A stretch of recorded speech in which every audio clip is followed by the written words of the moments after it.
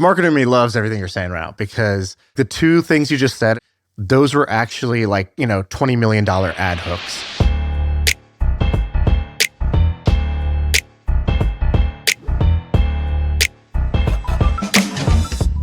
Justin, I'm pumped you're here. You're here because for two reasons. The first reason is that you've started like 6 or 7 companies that have collectively done something like $500 million in revenue in the last 7 years, which is huge. And they're all in the health and wellness space. You're also here because you're one of my most reasonable friends when it comes to health and wellness, because you're into fringe stuff, which is, I think, cool. But the problem with people who are in fringe stuff is they can't relate that to like a normal person. You know what I mean? And they'll be like, this like fringe thing that I'm into, this is only like a 1% needle mover as opposed to like a 50% needle mover. And so you're very self-aware, you're very thoughtful, and you've built a lot of big businesses in this space. And you're a blogger, and you have this amazing blog post called The Great American Poisoning that both Shaan and I are like obsessed with. And so I thought you could come on and kind of talk a little bit about the blog post, but also business ideas that you're into and opportunities related to this space. I'm super stoked to be here. I mean, as I've written in that post, I literally think that what I call the Great American Poisoning, basically the fact that Americans are sick at record levels and are getting sicker, like our children are sick, everyone is overweight and obese, and these problems are getting worse, not better, is both the biggest problem in the US and also, because of that, like a massive opportunity for people that want to start companies or build value in this space. Shaan, what emotion did you feel when you read this blog post? Dude, you could ask Diego. I went on like a 48-hour bender. First, here's what we did. Was it rooted in fear? No.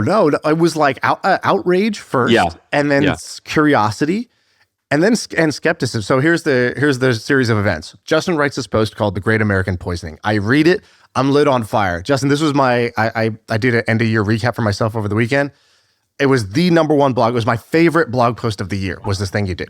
So you read that. And then I told my team, I said, hey, let's break this down point by point, because you made a lot of really interesting points. If people haven't read it, we should pull it up on YouTube. But it's like, you have this photo of this guy. I remember you go, this guy was considered so overweight that he was like a member of the circus.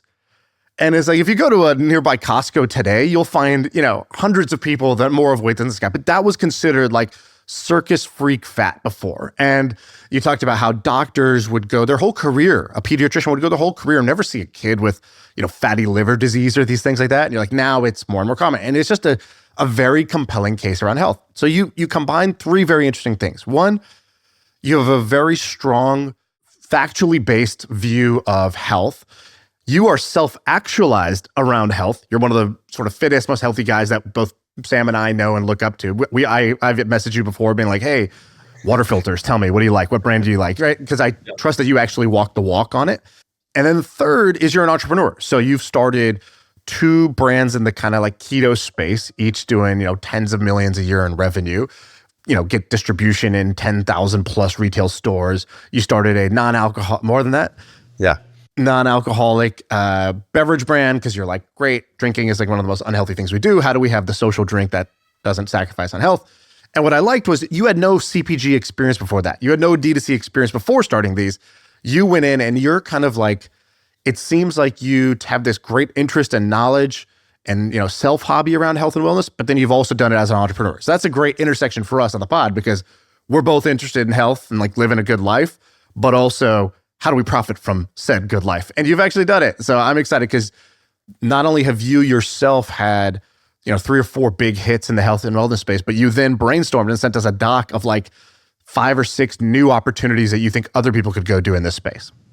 Yeah, I mean, I literally think that this space, like solving the Great American Poisoning, there's just almost immeasurable opportunity for people and entrepreneurs that want to solve this problem. Like I can read some stats off, but it's just staggering the amount of chronic disease and the burden that that's putting on the country.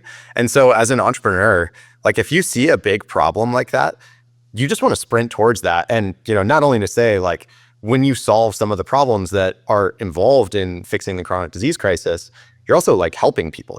People are living longer, they're living healthier. It's a very rewarding space to work in, as opposed to maybe like day trading NFTs or something like that. And your blog post is basically summarized. You said the answer to why, so you give all these stats as to how messed up we are, but you said the answer to all of this is simple. Our food system is poisoning us, and the institutions meant to keep us safe, which are regulators, healthcare system, doctors, and researchers, are not incentivized to keep us healthy, which is like the cause of all the problems that you're discussing. Yeah, exactly. Yeah, I mean, we basically had, call it 100 years ago, our chronic disease burden was like 95% lower than it is right now. There were certain acute issues, like infectious disease was much more of a real thing. There were all of these things that we built our medical system on, and then life expectancy went up as we got better at solving, women dying in childbirth, infectious disease, polio, these sorts of things. Now, the biggest burden that we see from a health standpoint is chronic conditions. So like cancer, asthma, heart disease, diabetes, things like this that have grown 700% in the last, 90 years. And so I think that we are running the code, if you want to call it that, of an old healthcare system that existed to solve a problem where you took a default healthy individual, they got sick, and the job of the medical system was to bring them back to health. And now we actually have the opposite, which is the average American is unhealthy. And like people have not internalized what that means, which is, you walk around almost anywhere in the US and the average person is going to be sick. The average person is going to get cancer, heart disease, any number of chronic conditions at some point in their life. And our medical system is not built to service a population where the average person is sick. And so because of that, we need new institutions and companies, and it creates a ton of opportunity for entrepreneurs that want to try and address the great American poisoning by creating products and services that help people, stay or move back to a baseline default healthy space.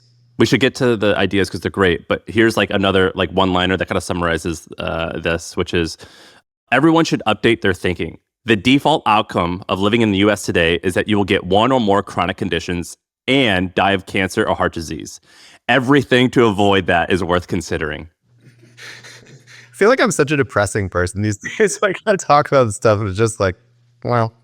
Yeah, Justin, Debbie Downer Mares over here. All right, so let's do it. So what are the ideas? Where do you see the opportunity? You sniffed out the opportunity in the bone broth, ketone space. You sniffed out the opportunity in non-alcoholic wines. Each of those is doing, very, very well. What opportunities do you see today? What ideas do you have?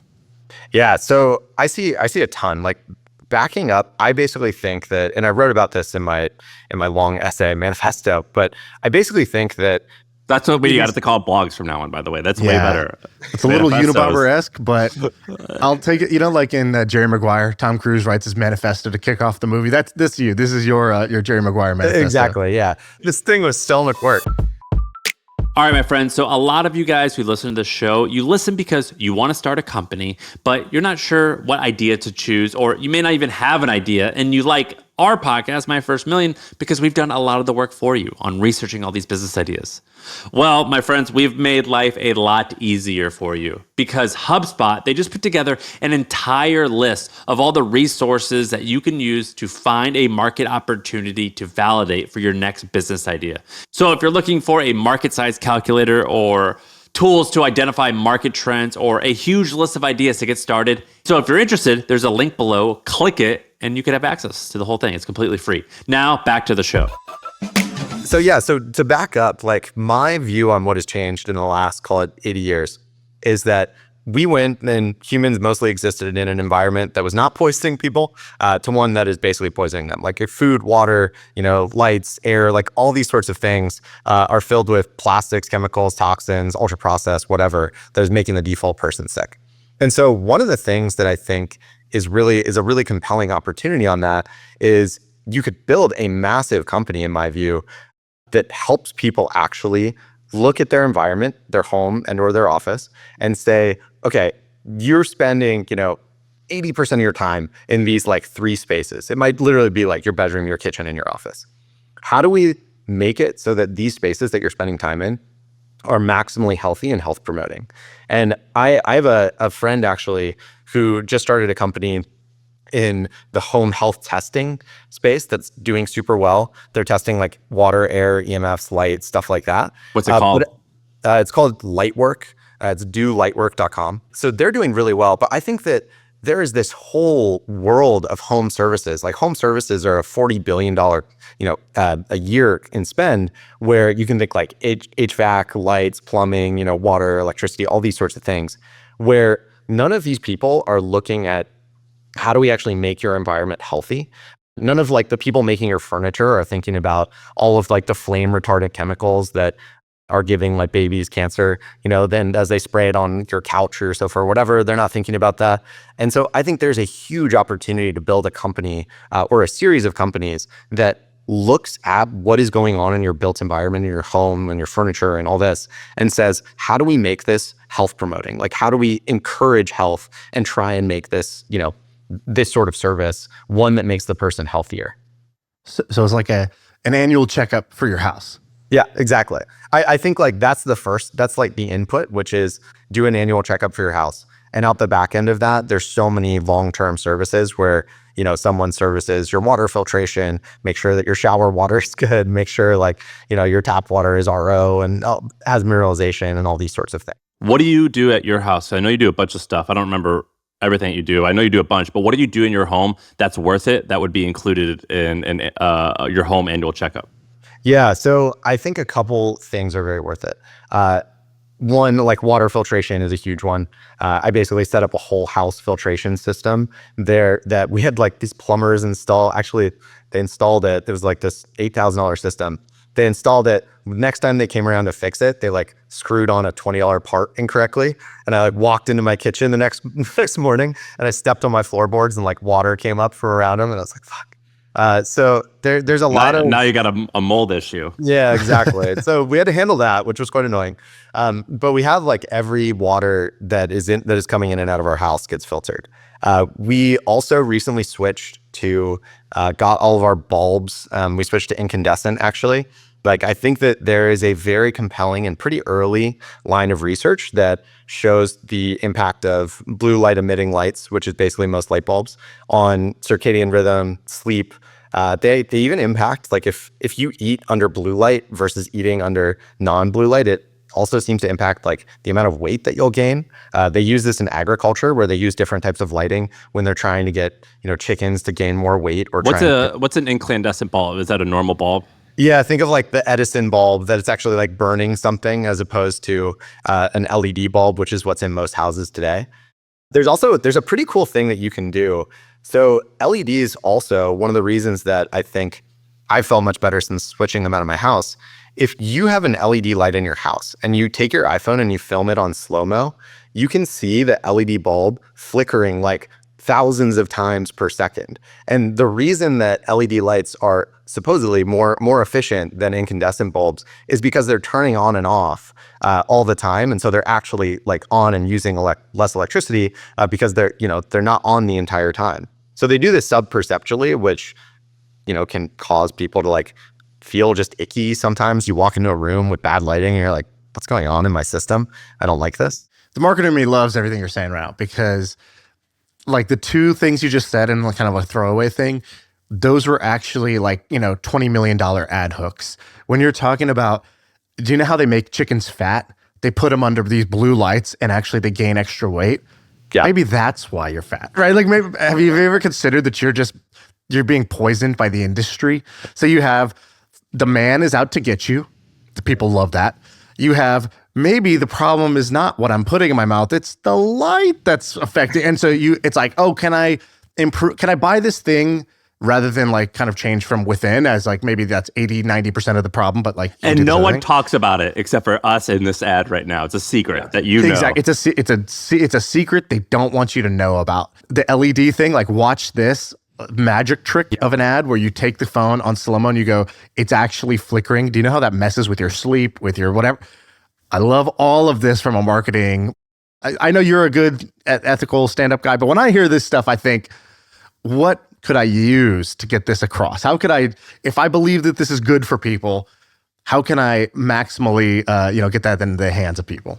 Totally. I mean, and this is why I think this is such a big opportunity, because you have the home services thing, like the healthy checkup for your home.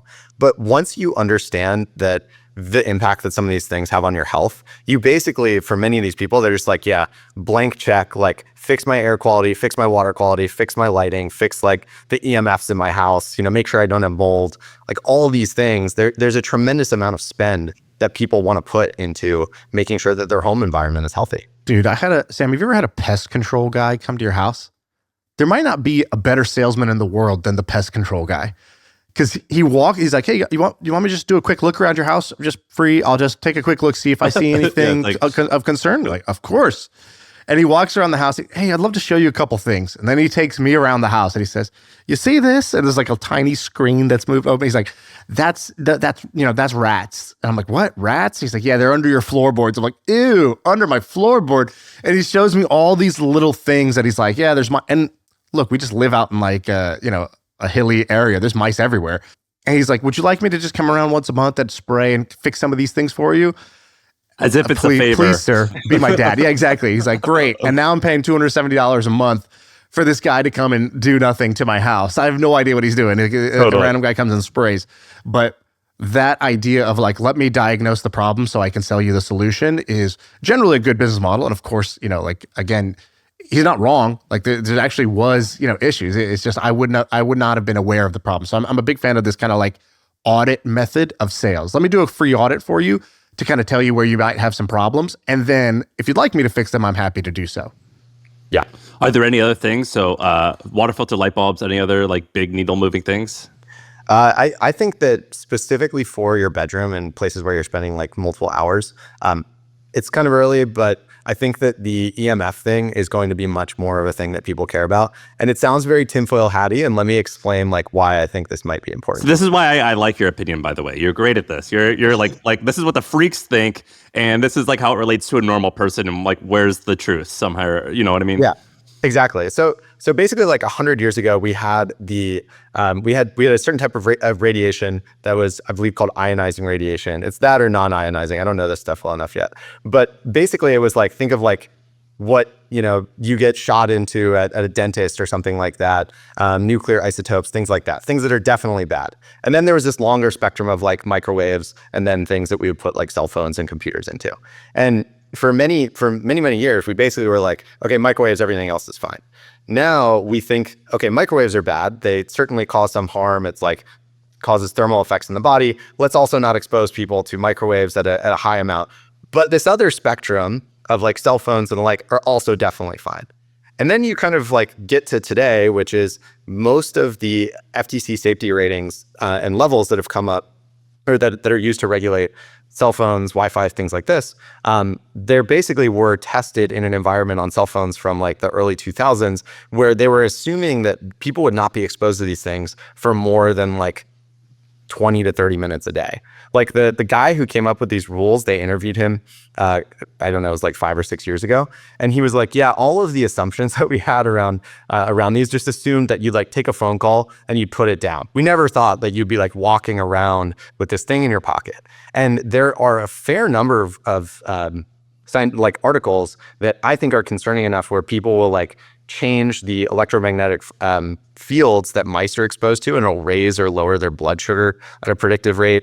Seems to have like potential impact on cancer. There's enough there that I'm like, probably bad. It's also, I don't think as bad as everyone is like, oh my God, this is killing everyone and causing every cancer known to man. But I do think if you can avoid sleeping next to a Wi-Fi router or next to something that's like emitting a huge amount of EMFs for 8 to 9 hours a night, that's probably well worth doing. By the way, one thing I think we should say, you're not one of these guys that's like optimized everything. Like I've seen you say multiple times, you're like, just get these core 4 or 5 things right. And you're like, you need to sleep well, don't eat too much processed foods, especially seed oils, exercise, get some sunlight. Like you're very much a basics kind of guy when in terms of like, what should I be focused on? Which makes me relate and trust you, because I think the people that are like, well, you need to get, 9 micrograms of sunlight in your eye within 10 seconds of waking up. And it's like all these fringe, like the 1,000 fringe things you could do to like maybe move the needle when you haven't done the core foundational big things right. It seems like you're more of the get the core right first, but am I giving you too much credit here? Where do you stand? Because you're currently saying things like Thomas Edison light bulbs and like the microwave's going to kill you or something. Where do you stand on this? Yeah. So I actually think, one, completely agree. I think if you get the basics right, that is like 80 to 90% of it. That said, I also think if you have relatively easy interventions, like move a Wi-Fi router outside of your bedroom and, swap the bulbs in the rooms that you're spending 20 hours a day in, like those are pretty easy interventions that are like one time, relatively low cost to no cost, and could have a big impact on your health. Like I'm very supportive of those things. I'm definitely not the like butthole sunning solves your entire health issues, type of guy. And there's a lot of those guys. Like it'd be cool if it did. Yeah, it'd be amazing. Doesn't hurt to try though, right? Wouldn't you say? Yeah. I actually do think this is one of the problems with the health influencer space more broadly is it's just not sexy to be like, avoid ultra processed foods, get sunlight in the morning, lift 4 days a week, and, make sure you're getting adequate sleep. And so these people get like attention from going further out on the crazy like claim curve. Right. Well, you can't sell that. Right? You can't sell that advice. You can't even just create content. You can't become an influencer, Dan, because you'd say everything you need to say in 14 seconds. And what are you going to do tomorrow? What are you going to post the next day? What are you going to post the next day? You're trying to do this for years. And so you have to work backwards from all the people that are trying to sell me something have to sell me something that is complex. And all the people that are creating content to try to influence me, that are professional content people, they have to have something that's interesting, novel, and like evergreen. They have to have more and more stuff to talk about. So nobody's incentive is to tell you the simple few things that you should focus on and get right, because they'd be done. You wouldn't sell me anything and you'd be done talking. I was trying to find it, but I'm on Brian Johnson's newsletter, and his subject line for his last newsletter was Wednesday. It says, "Your boners are killing you." That was the subject line, and it was how the lack of getting nighttime erections is somehow correlated with longevity. And it was like, you're saying it's not sexy to sell. It's like, well, this boner thing got me. You're right. Can we do a quick sidebar on Brian? So I like Brian a lot as a guy. Really nice guy. Incredible. I actually really like what he's doing in general. But man, I kind of miss the old Brian Johnson, where it seemed like he was a missionary nerd trying to do this for science. And now he's like dressed up like kind of modern Zuck, where he's got like the chain and the oversized t-shirt, and he looks cool, and he's selling products, and he's got like cool YouTube content. He's got great subject lines for his emails, and he's got a great social media strategy. And I get why all that's good, but it does make me trust less in a weird way, because what he was doing before was so different. This kind of self-funded science experiment on himself with a noble goal and noble mission. And I don't know, I kind of feel like he's detracting from that. I think he's, I don't know, am I the only one who feels that way, Sam? Sam, what do you think? I have a lot of trust in him still. I think that he's done a good job of, like, he sells an olive oil that's called snake oil. And I think anytime someone makes fun of themselves, my trust in them goes up. I don't think I have the same concerns as you. I think that I have to acknowledge that he's just a weirdo, and that's just how he lives his life, and that's cool. Justin, what do you think? I think he's doing an incredible service to humanity, like how aggressively he's publishing everything. I think that he is, where I would say we differ is, one, he's trying to build a like longevity cult, like new religion, which he openly says. I'm not trying to do that. And the second thing is he's very much a believer in this, like the algorithm, where like if you live by the algorithm and do everything it tells you, like you'll live a longer and healthier life, which I think is fair and good, and I'm all for that. I'm much more interested in like, why are people uniquely getting sick in today's, environment, and what in our environment is poisoning everyone? I think Brian Johnson is amazing. And like, I think it's awesome that someone is willing to try so many risk on gene therapies, crazy peptides, like all the shit that he's doing, and talk about it publicly. But unfortunately, like, I will be very interested to see what happens to him over the next 20 years. But I think 20 years of trying very like out on the risk curve therapies, it's quite possible something like doesn't go so well. Yeah, maybe I just have a preference for like the autistic biohacker rather than like the content creator influencer with a D2C brand underneath it. I think I've just seen a lot of that, and the first thing he was doing felt very original. Yeah. Let me ask you, had this great phrase that I think we should bring up, which is, or maybe it's you or it was Callie, I don't remember, maybe it was your co-founder, but you had this thing where you said, if you had a fish tank and then all the fish inside suddenly started getting sick, you wouldn't drug the fish, you'd clean the tank, right? You would assume that there's something that's causing the fish to get sick, and for some reason we have this instinct to just drug the fish. The fish is sick. Why are all the fish getting sick? I don't know, just drug all the fish rather than maybe the tank is dirty. Maybe there's something in the tank that's causing them to get sick. Maybe it's what we're feeding them, or it's their environment. Yep. And I love that metaphor of cleaning the tank. Yeah, no, you capture it perfectly. And the only thing I would say is that I don't actually think we have an instinct to drug the fish. I think that we have a $4.3 trillion industry that's job it is to propagandize people to think the only way to fix the fish's health problem is drugging them. Like that to me is the insane thing that we're, the same situation we find ourselves in is everyone is getting sicker, overweight, everything. I think I asked ChatGPT recently. I think it was something like 60% of people have taken pharmaceuticals in the last 12 months or like had a prescription, something crazy like that. It's crazy. So let's do the first one you had was kind of the cleaning the tank, right? Check up for the house, find ways that you can make your home environment healthier for you and less interfering with your health. The second one you have, a modern butcher shop. So this is about feeding the fish. I love this. What is the modern butcher shop opportunity you see? By the way, Shaan, do you remember I told you actually last 2 episodes, I said I think my 2 of my predictions was people were going to have more plants in their homes because it's kind of nasty. And also I was like, there's something about the meat at Whole Foods that I actually think is crap nowadays. Totally. Yeah. I'm not saying you're right or a genius. But I'm not saying it either. Well, I think I've hung out with Justin before, so I'm sure I stole that. Yeah, I mean, so at a very high level, this is one of the things I'm most excited about. There's actually one coming in Austin in January, which I'm super stoked for. But it's the first one that I've seen that goes as far as I would like. And basically, let me set the table through an analogy. I think that in the 80s, coffee was basically Folgers. It was burnt. There was no differentiation on sourcing. It wasn't very good. There was no coffee culture. And Starbucks came along. That was big second wave culture, kind of coffee. And now there's craft, commandeer and small, cool roasters and coffee shops in every major city that you go to.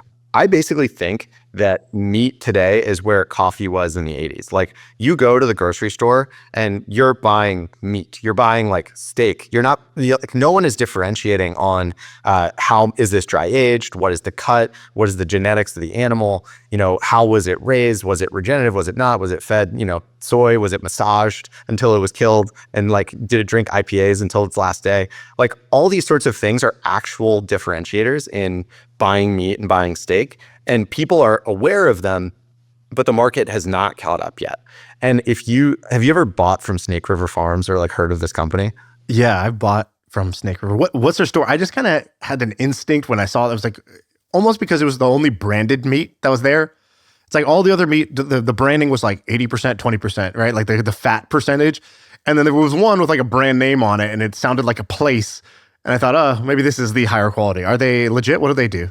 Yeah, they're super legit. So they are one of the few companies in the US that have an American Wagyu. And so they have a Wagyu line. They imported it, I believe, from Japan at some point in the 70s or 80s. And they've been breeding this Wagyu line. If you buy Whole Foods best ribeye, you're probably going to cost you $20 a pound or something like this. Or more. If you buy the best ribeye from from Snake River, it's going to be $60 to $70 per pound.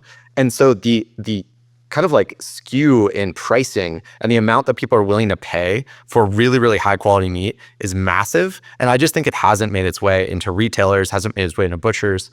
And so I think there's this massive opportunity to build what I'm calling the blue bottle of the modern butcher shop that caters to people that really care about sourcing, flavor, cut, dry age, all of these things that you're not going to be able to get at Whole Foods. So there's actually it seems like there's 2 opportunities. One is to create the another Snake River Farms, right? A brand that is elevated in some way that would go sell through grocery stores. And so just the way we've had you have Oatly selling oat milk. You have all these brands that come in, new brands that come into existing categories and start selling things that are niche in some way, alternatives in some way, or premium in some way.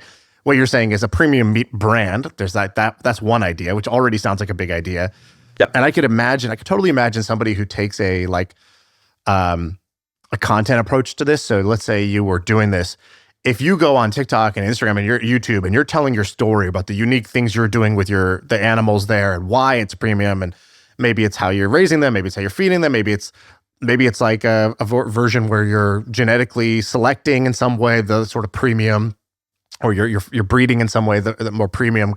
That seems like one opportunity. And then the other one you had is the butcher shop, which is, like you said, Blue Bottle coffee, and Blue Bottle sold for what, like 500 or 700 million dollars, seven right? or 800, yeah, 700 or 800 million. And like, I don't know if anyone, like, how popular is Blue Bottle nationwide? Because I had never heard of it till I moved to San Francisco. I mean, this is like 10 plus years ago. I think it's like a big city thing. It's like it SF, seemed LA. like a rich guy pet project. Like, all the VCs had invested in Blue Bottle because they liked having meetings at Blue Bottle, and Blue Bottle was cooler than Starbucks. It wasn't like it was elevated above that. And it just seemed like a passion project. And then I see that it sells for 700 or 800 million dollars, and wow, that thing really worked. So this is like, to me, this is a 10 out of 10 idea. This is an amazing idea. I agree. I mean, I think it's a super exciting one. I also think that the reason I would personally, if I were to start this, start with like a butcher shop or something like that, is that with a butcher shop, you can actually have a pretty wide range of pricing. You can tell the story. You can try, like, do small samplings. You can talk about the aging and stuff like that. If you took a $60 steak in a Whole Foods and just plopped it on the shelf next to like a $20 one or a $15 one, and there's no story ability there, that thing just like won't sell, unfortunately. Are quality meats, or cows, I guess, being grown and you just have to source them, or do you have to go and do this yourself? No, so there are small farmers that are growing really, really high quality meats. They're selling at farmers markets. They're just hard to buy from. Like, it's hard to aggregate enough supply that Whole Foods is like, put it in the 500 stores or whatever, or, it can fill up a meat case in Austin. And so this really only works where if you're a butcher, you can buy probably an entire herd or an entire amount of farmers or ranchers' cattle and sell it through your store over the course of a couple months. That is worth your investment from a relationship and like amount that you're going to make on that standpoint. For Whole Foods, it's like, we're never going to work with a small, interesting operator that might just have 50 or 100 head of cattle that they're selling. And can you freeze and store like beef and it still be great months later? Yeah, you can. I mean, the better thing though is that you can like dry age it. And this is the other thing, that if you're taking this like hyper premium approach, you can actually just hang meat in these meat lockers and stuff like that, and actually gets like a richer flavor and the more you age it. The reason that they don't, obviously, is like the more that you age it, the less amount of like cash that you're cycling through, because you're not selling it as quickly. And so it doesn't work for the retail model. But if you're doing a really, really high end thing, like a butcher shop, it could actually work. How big is this business, you think, Snake River Farms? I would imagine it's in the like 200 to 300 million in revenue range. Wow. I think it's probably massive. Are they raising, but they're raising their own beef though too. I mean, they have like photos of cowboys. So they like. Yeah. I mean, they're vertically integrated. They've been doing this for a long period of time, as far as I understand. But I think that there's enough operators like that don't have the Snake River Farms branding, that aren't shipping on dry ice all over the country, but that could really like sell into a butcher shop in Austin, Nashville, San Francisco, LA, New York, that just does really well. Like, I'm frankly shocked that the only butcher shop that I know that is doing this is in Austin, and it's opening in like a month. And is he trying to just make one, or he's trying to make it like a nationwide type of thing? I think there's like bigger ambitions, but starting with just one, like, let's make it work, figure out the economics, figure out this business. This is an amazing idea. It is amazing. It's so expensive though. Totally. And a lot of this is centered around beef only. Because like I've always wanted to get like healthier chicken, because I just don't love eating lots of beef. So like 80 years ago, the food system had diversity. There were multiple types of birds, chickens, things like that. Today, 99.5%, I believe, of every chicken eaten in the US is one genetic breed, which is the Cornish cross, which is bred for how quickly it puts on weight and the types of grains that it can basically eat. And so it's not bred for deliciousness. It's not bred for protein content. It's not just bred for like any of the stuff that you or I care about. It's just how quickly can it pack on mass, and then I can like sell it, and it gets eaten. I think the average life of these birds, on average, they're like born to harvest is something like 6 weeks. And so what? Yeah. Wait, so it comes out of the egg, and 6 weeks later, it's big enough to eat? And 6 weeks later, it's harvested and sold. Yes, exactly. And so this is why I think this is such an interesting opportunity, is many people are like, I don't like chicken, I don't like whatever. And they just haven't had chickens that are actually like delicious. And it's funny, you can read old ads. Like there was this one luxury rail line in the 20s and 30s that made a big deal about how they like cornered the market on this one chicken genetics, and they served it only in their first class cars. And all these people were like, wow, this is the best chicken I've ever had in my life. Like, there's stories like that where it's like, what is the Wagyu or Kobe version of chicken? I've never even heard of one. Yeah, exactly. No one knows. I mean, there's no one that is raising these for flavor. Dude, that's insane. By the way, absolute sick burn to call someone a Cornish cross. That's going to be my new thing. Anytime I see somebody you're just a 99, you're just like 99% of the others. You're just trying to pack on mass. You're a quick flip of a chicken. You're just a Cornish cross. There's this famous ad. There's a guy named Joseph Sugarman who kind of pioneered direct marketing, direct response copywriting in the 80s. And he, at the time, a quartz movement watch was already popular. Like, watch connoisseurs knew about that.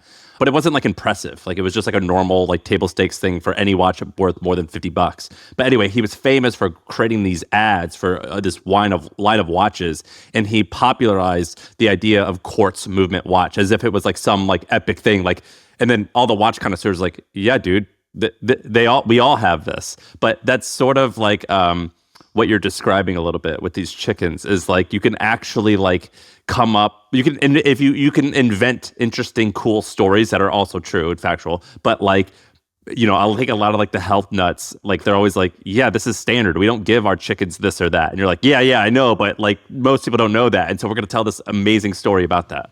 Exactly. Yeah. And I think like the mental model is, you know, you're having a dinner party and it's like pulling out a nice bottle of wine, but people aren't drinking more. And so you're like, okay, this is this like crazy genetic, really nice steak cut, and you'll have the best steak you've ever had in your life. Like, I think that is the underserved market that you could build a real brand around. What's your food budget every month, and where are you buying? Are you buying like all of your meat from the Snake River Farms? No, not all of it. I mean, their steaks are like super fatty and marbled and everything. Like, you wouldn't want to actually eat that every day. But I basically buy my meat and most of my food from local farmers around the Austin area. What does that mean? Like, you personally have relationships, or you go to a farmer's market, or what do you do? No, so yeah, go to a farmer's market. There's also like a food truck here where it's sort of this like refrigerated trailer where it's a combination. It's owned by 3 or 4 local farms, and they just stock it up. And so I just go every week, and that's where I buy like all of my normal staples. Are you just like not eating apples in December or whatever? Like, you can't, like, I guess if there's seasons, particularly in Austin when it's mostly desert, like where does that come from? Whole Foods then is where I'll get like the remainder of like the produce and stuff that's not seasonal. Got it. So you do like some normal stuff, and then you also like, you know, go to farmers markets, which is like not extreme, but like you're putting a lot of effort into it. That's pretty cool. All right, let's do the next idea. So annual home checkup, I'm giving that a B.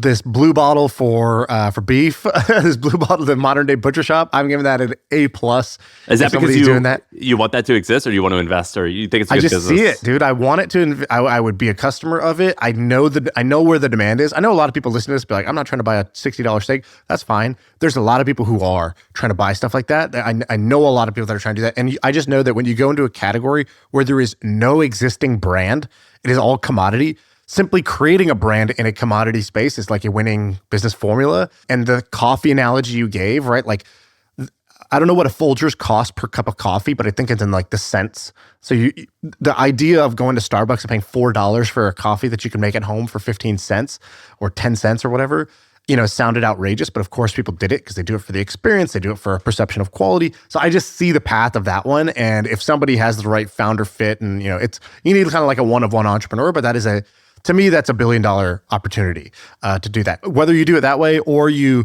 sell into retail, and like you said, you know, you do need to tell the story of why this thing costs more, and that's why you'd have to tell the story on social media and sell it through retail. So you'd have to be great at content on TikTok and Instagram, and then sell into retail stores that way. But to me, that's a 12 out of 10 idea. But you have another one on here, Calibrate for fertility. What is this?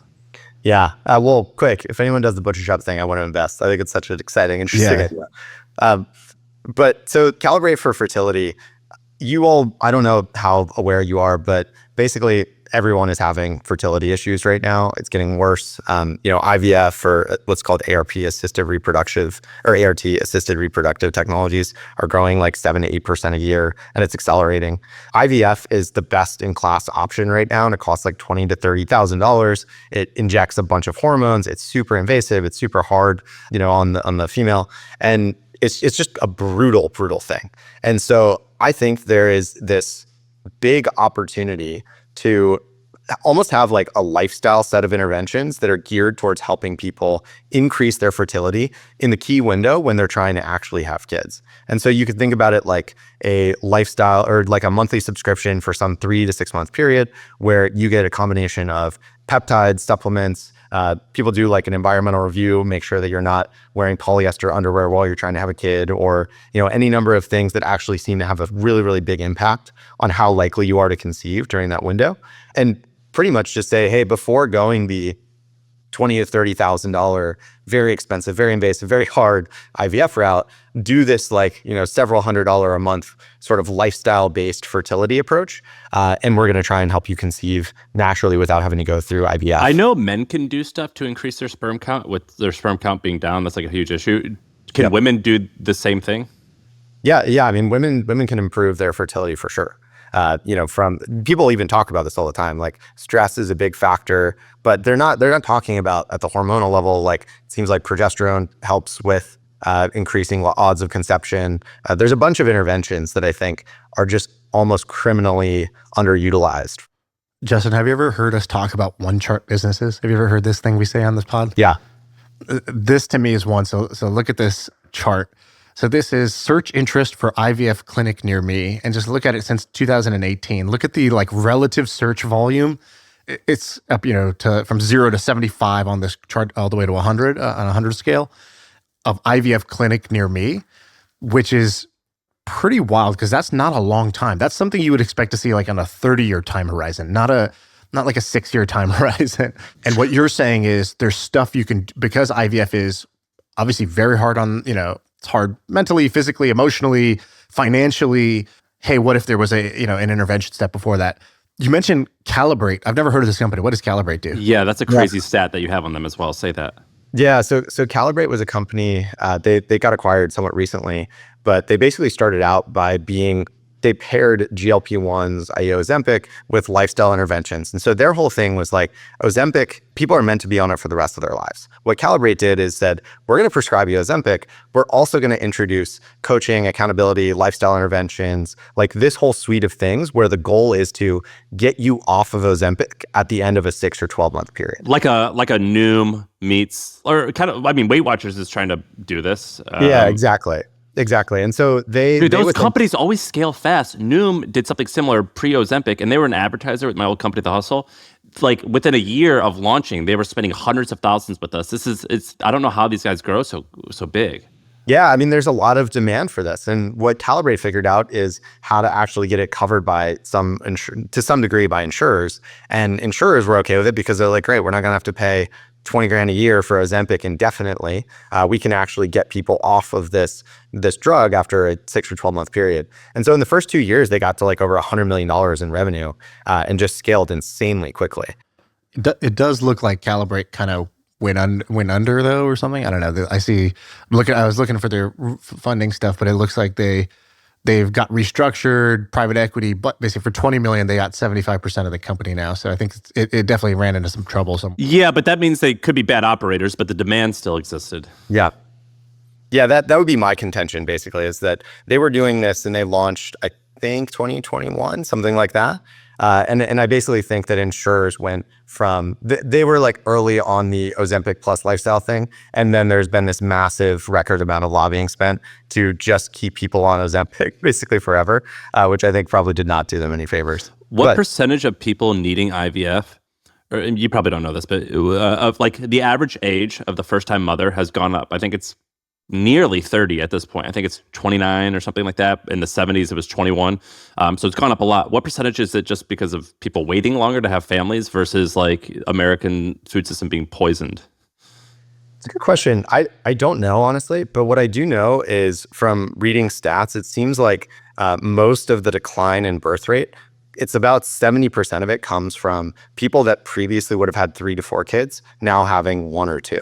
And so it's not like people are deciding not to have kids, they're just having fewer. And I do think that the biological fertility issues are a huge, huge amount of what is driving down the average number of kids that a family or a woman has these days. Dude, it's pretty crazy how many of my friends, my male friends, tell me that they're like in Austin, we used to go to the sauna all the time, and I would have so many friends that are like, I'm not going in the sauna this week. We're trying to get pregnant, and my balls aren't working, and so I'm trying to like I can't cook them right now. You know what I mean? Like there were so many people that I knew, you and I, Justin, our friends, and they were like, I can't do this, I can't do that. I need to go do this because we're struggling and it's my fault. It's pretty wild. Shaan, have you had a bunch of friends that have like complained of similar stuff? They're like, my stuff ain't working. You lost me at have you had a bunch of friends? So no. I think it is this like under the radar thing very few people are talking about, but almost everyone I know that is trying to have kids right now has some amount of fertility challenges. And even if that's 6 to 12 months and then they get pregnant, even still, if you do that across like 2 to 3 kids, you're basically going from you're now having 1 to 2 kids instead of like 3 to 4, if every time it takes you 6 to 12 more months to get pregnant. So you've mentioned 3 kind of health related startup ideas. You've started, I think, 4 kind of successful that I know of health related companies. Can you describe this approach? Because I'm the kind of guy that bounces around from industry to industry, model to model. I'm like a variety seeker, and I don't think that's good. Like just when I learn about a space, I get intrigued by something I'm a beginner in, and I go in and I stop the compounding of that. So I don't think that's too smart. Can you describe your approach to entrepreneurship versus somebody like me who's just bouncing around and trying to solve 100 different problems in 100 different spaces with 100 different business models? Totally, yeah. I think for me at least, what has been very rewarding is basically choosing one problem, which for me is the chronic disease crisis, that I want to spend the rest of my career on.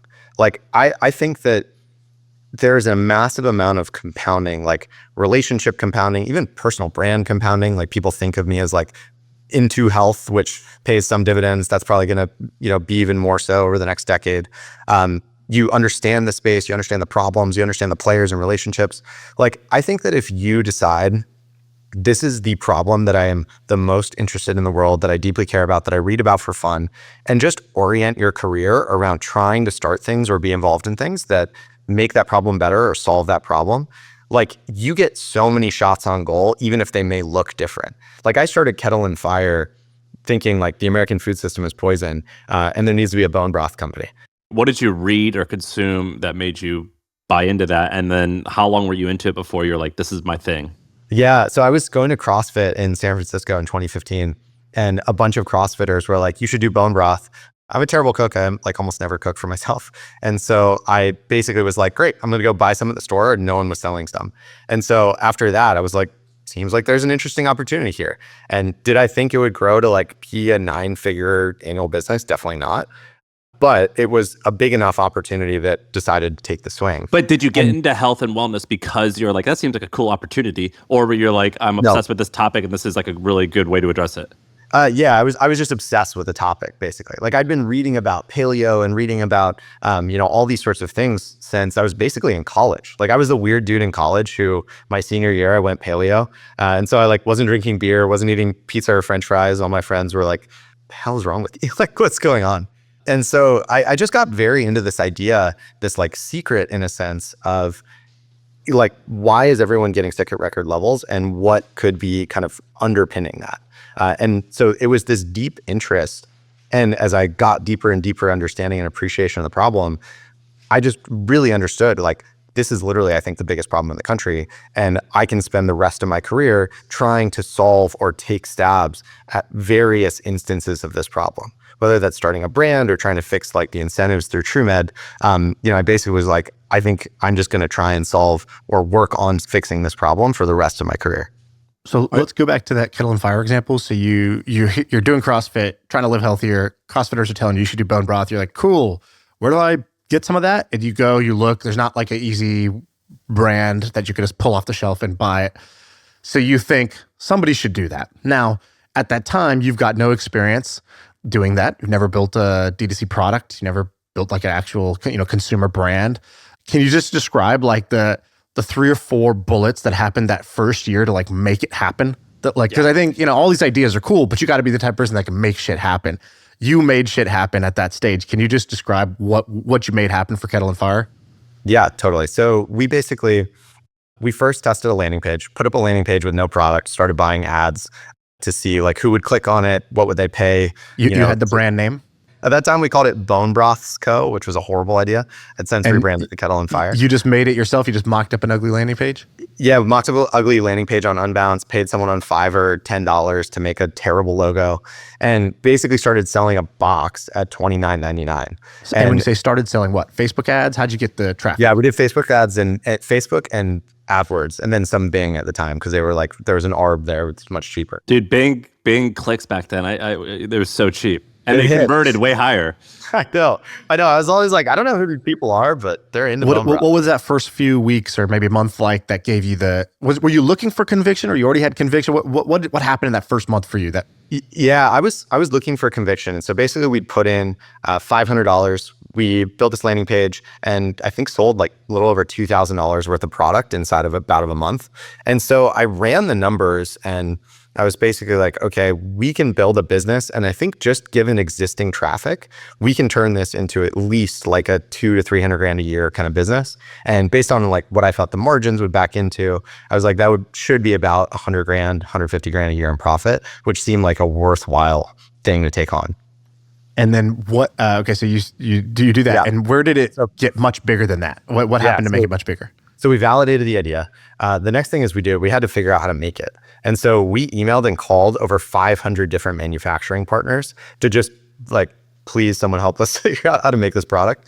And eventually what ended up working is my brother, who was 19 at the time, who I co-founded the business with, he emailed Mark Cuban as like, I'm a 19-year-old entrepreneur, like please help. And Mark Cuban introduced us to a manufacturing partner who we ended up working with and still work with today to make our first like version of the bone broth product. And so wait, your brother's like, hey, Mark, we're entrepreneurs, but we don't know how to make a product. Do you know any bone broth manufacturers? And he said, yes, here's one. How did that happen? He was like, talk to my food person. And then his food person introduced us to our co-packer. Was like, yeah, you should talk to this group over here.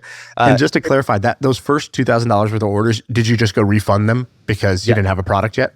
I emailed all of them and I said, hey, we're not going to have a product for like 6 to 9 months. I can either refund you in full right now or 50% off and we'll like eventually ship it. And people that didn't respond, I would just refund them. Yeah. Okay, great. So Mark Cuban gets you a food person. So that's the second thing that now you know now you can get the product made.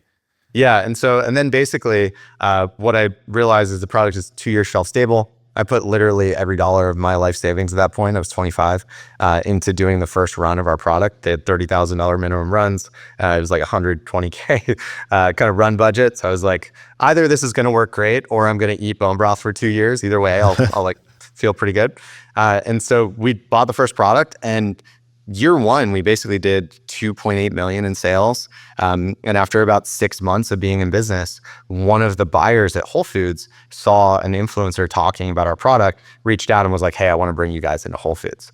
And we did extraordinarily well in Whole Foods and got national rotation the following year. And that just kind of like started our journey. I think I was with you 8 or 10 months after you started it in San Francisco. We went bowling. I don't know if you remember that. And you were telling me about this and I was like, oh, well, I mean, it seems like you got a really good career. Why are you throwing it away at this? Like, I just remember thinking of like, why does he want to ruin everything? Yeah, starting a bone broth company in SF at the height of like the tech boom was definitely not a consensus opinion. My sister, when she moved to San Francisco, she was working in a corporate career. She worked for Deloitte, I think. So she was like a management consultant. She had gotten her MBA. She got an undergrad in electrical engineering, got an MBA from a good business school, was a management consultant. And then she's like, I'm sick of this life. I need a business that I can own and not have to go to a job every day. And she was so tired of like, the consulting hours were so bad that she would come home and her kids would be asleep and she would just pick them up from the crib just to hold them for a few minutes. Cause like, she hadn't been there to like even play with them before bed. And like after 4 nights of that, she's like, no, I'm not doing this. never had started a business before, decides to start an in-home daycare. So she kicks me out of the apartment I'm living in and says, I'm going to use that apartment, which my parents owned an apartment. She's like, kick you out. I'm going to use that to start this business. And she needed 6 kids. So 6 kids to come to this like in-home daycare. And my dad was like, you have an electrical engineering degree. You have a job that pays you whatever, $150K a year. You're a management consultant and you're going to change diapers. And she just felt so bad, quote unquote, throwing it away. And then, fast forward, now she's got like 3 or 4 schools in San Francisco and she's been able to like scale this business up. She works just like a few hours a week and has like this amazing business. And I say that because a lot of people will hit that crucible moment where it feels like you're throwing away this known and socially accepted thing to do this kind of fringe, weird thing from scratch on your own with no safety net. And I'm not saying that it always works out, but every time something works, it almost always has that story at the beginning of like, you're doing what? And that's totally normal, even though it feels abnormal in the moment. It feels bad in the moment. Totally. And Sam, I'd actually love your thoughts. So my experience, frankly, was almost every single person that I knew who was starting a business or trying to start a business, like between 22 and 25, has made it in some way, shape, or form. Like, it's insane. Yeah. So Justin and I both started roommate matching companies. We were both 20, and so between the ages of like 20 and 25, we were like in the same industry. And so all of our SF friends, we're similar age, and dude, it is crazy how many. I actually just tweeted about this today. I was like, I grew up in SF from age like 20 to 30. It's crazy how many of our are successful just because they're around. You know what I mean? Yeah, totally. Naval has a great phrase where he says, yes, you hear the stats about startups. Oh, 90% of businesses, new businesses fail. And he goes, yeah, startups fail, but founders don't.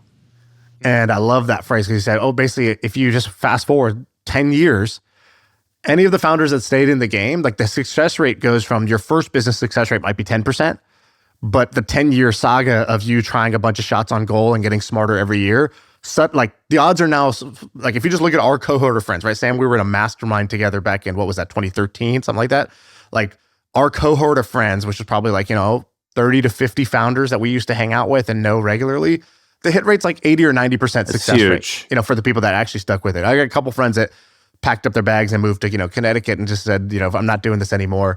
Not you, Sam, sorry. This is like literally, I'm just thinking of like a couple of friends that did that. They were just like, hey, they're burnt out from San Francisco startup culture. Those people, they didn't fully make it, but all the people that stayed in the game made it. We could like wrap it up with one quick story, which is, I remember Gagan Biani started this thing called Udemy, and it was like courses. What? This is like what Tai Lopez does. And I remember both Justin and I were like, I guess we should get in on this. Like, this seems like a really good way to like make $100 or $300 a month, which would be like life changing. And so we both did that stuff. And I think that, I could say for Justin, for sure, people look up to you. And I mean, I look up to you and I admire you. It's crazy how like, if you look at like 8 or 10 years ago, which wasn't that long ago, you were doing many things that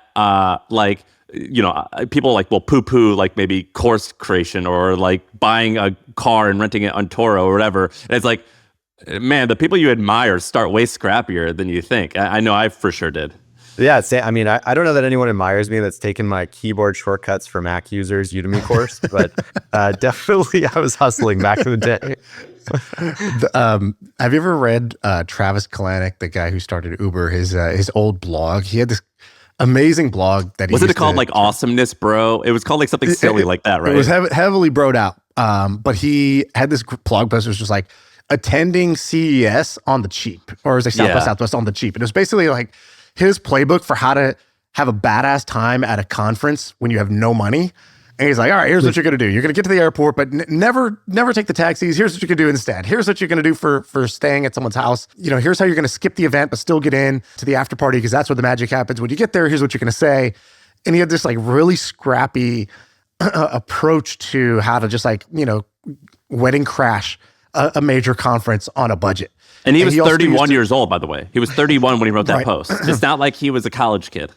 And he also used to invite people to just stay at his house in San Francisco. It's part of the magic of a city like San Francisco is like, he used to say, the reverse was if you're coming to San Francisco and you got no money, but you're a founder, he called his house the Jam Pad. And he would have like people constantly just coming and crashing on his couch and he would host people over late into the night and everyone just jamming on different ideas.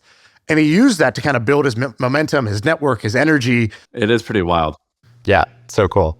Can we finish with this Zuck story? Zuck is auctioning off his gold chain for you, for your charity. What is this? Well, I saw you tweet that, Justin. I was like, is that real? Yeah, and he totally downplayed it. You said Zuck's auctioning my chain, and no one, like, it looked like no one replied to that. Yeah, I had a bad Twitter day that day. I saw people were bidding for it. How much did it end up going for? It went for like almost 41 grand. But oh wow, who won? Do you know? Some anonymous person, I'm not sure. But basically probably a crypto person, to be honest. But yeah, so a couple years ago, 3 years ago, I started something called inflection grants, which is effectively just giving small, like $2,000 to $3,000 grants to people under the age of 24 that are high potential. It's inflectiongrants.com if anyone wants to check it out. But basically, someone made an offer to me when I was in my 20s, when I was like graduating college, where he was like, hey, you should keep running with your startup. If it doesn't work, I'll just write you a check and you can use that to cover your living expenses until you find a job or whatever. Who did that and why? It was a mentor that I had built a relationship with in Pittsburgh where I was going to school. And I think he just knew that I wanted to be an entrepreneur, also saw that I didn't come from money. And I think knew at this very key time that offer would make a big difference in my decision making. And he was right. And so I started Inflection Grants 3 years ago. Since then, we've given out like 50 grants. And Long Journey, who one of the GPs is Ariel Zuckerberg, has gotten behind it in a big way. And so this year, Ariel convinced Mark to auction off one of his already worn gold chains, and then we had to make sure that it was clean, no DNA residue, anything like this. But sold, Did you really? Did you actually have to do 100%, some of that stuff? For sure. Did you get to talk to him at all? No. But yeah, so he gave it away, and we auctioned off for 41 grand, which goes to charity, which is great. So that's 20 people are going to get these $2,000 grants. Exactly. You gave us this document before we started, and I think we only touched like a third of it. There's so many more cool things that you have to come back and talk about. Like, a lot of people don't know this, but Shaan, did you know that Justin was like a co-author on the book Traction with the DuckDuckGo founder? Like, there's like 5 or 10 other things that you have really amazing stories behind and are really insightful on. And so, thanks for coming on and doing this. I'm like literally sitting here taking notes on like incandescent bulbs and like farmers markets and shit like that. And you're going to be getting a lot of follow-up texts on me where it's just like, Justin, just tell me what to do. Tell people where to follow, where to get more. So I'm Substack, Justin Mayers, .substack.com. I write a monthly newsletter on health and business stuff. And then also on Twitter at JW Mayers. And go read The Great American Poisoning. We didn't do it justice in this podcast, but go read that blog post. It is amazing. We'll put the link in the show notes to that specific blog post. All right. That's it. That's the pod. Thank you, Justin.